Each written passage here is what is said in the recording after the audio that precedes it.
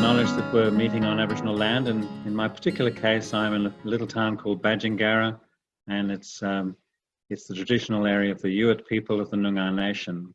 And I particularly want to acknowledge the way in which Aboriginal people in Australia and Indigenous people around the world have cared for country for millennia and through many changes of climate, and we have so much to learn. I'm going to just give a brief announcement about some of the work that we've been doing, and in particular, we've been very active in developing a couple of campaigns. So I'm just going to tell you very briefly about them with a little presentation. So basically, we're putting together 3 campaigns, and 2 of them are almost ready to go, and I'll tell you about 2 of them now. The first one is the Climate Smart Recovery campaign. So we're really keen that Australia has been a global leader in its response to the coronavirus, and we would like them to continue to do that. They've done a great job with the virus in 3 particular ways, and there are a few others, but the 3 that stand out were the formation of the National Cabinet, which led to a lot of bipartisanship and collaboration, not just across the states, but also across lots of institutions and organisations. And very importantly, listening to the experts and the scientists, which was very, very important. And of course, that's something that we would like to see done around the climate.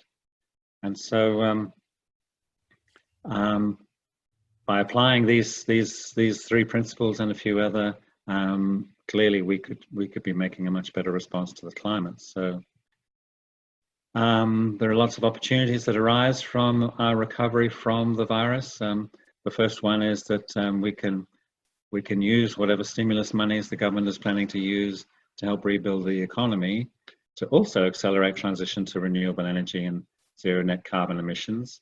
In other words, to enable us to do 2 things at once: to recover from the virus and to do a lot more to decarbonize our economy. There are quite a few risks if we don't do this. The first one is that business as usual will be, or business, in some cases, there's some talk of worse scenarios being introduced as a way of dealing with the virus. So clearly that's a big risk. And the other key thing is that as long as fossil fuel subsidies continue to exist, they will continue to slow down any progress that we can make. So those are 2 serious risks.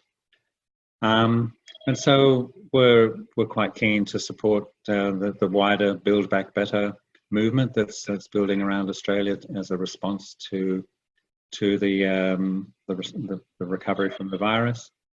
And for example, the Beyond Zero Emissions, the Million Jobs Plan, that's one very good example of one of the Build Back Better ideas that have been put together by an organisation that we were happy to work with and collaborate with. Lots of things that we as individuals or groups in CCL can do. Very importantly, to use our voices by writing to MPs and senators to encourage them to adopt the same principles to the climate crisis as they've used for the coronavirus crisis. Write letters, articles, comments, social media, all the stuff that we often do anyway. Speak with family, friends and community. And of course, whatever other ideas we come up with, we are a creative bunch of people, and there are lots of other ways in which we can promote these ideas. And the consequences of not doing so are quite nicely illustrated in this cartoon, which I think came from The Economist. So that's the first campaign. The second one is building the Carbon Pricing Leadership Coalition. Now, the reality is that carbon pricing is a very, very effective tool for underpinning the transition to a low carbon economy or a zero carbon economy.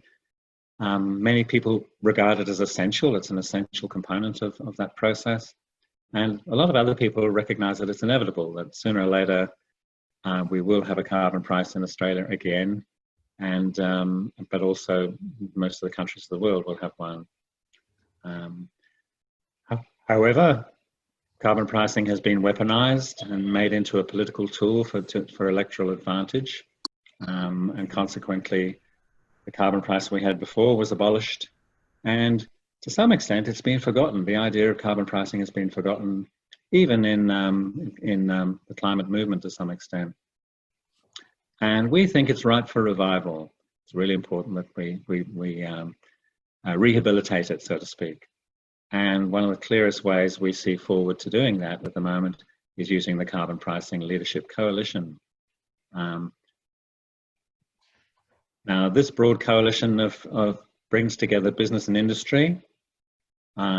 This is worldwide, not just in Australia, but we would like to build it further in Australia.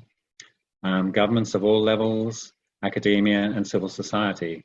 Of course, we're a key part of civil society. And it also brings together United Nations, the IMF, and particularly the World Bank. And the World Bank is actually provides the secretariat to the Carbon Pricing Leadership Coalition, which is really, really useful. So putting all those elements together enables us to work together in coalition and to create a lot more awareness, understanding of carbon pricing, and also a much greater chance that the government will adopt it, or governments all around Australia will adopt it. So that's the second campaign.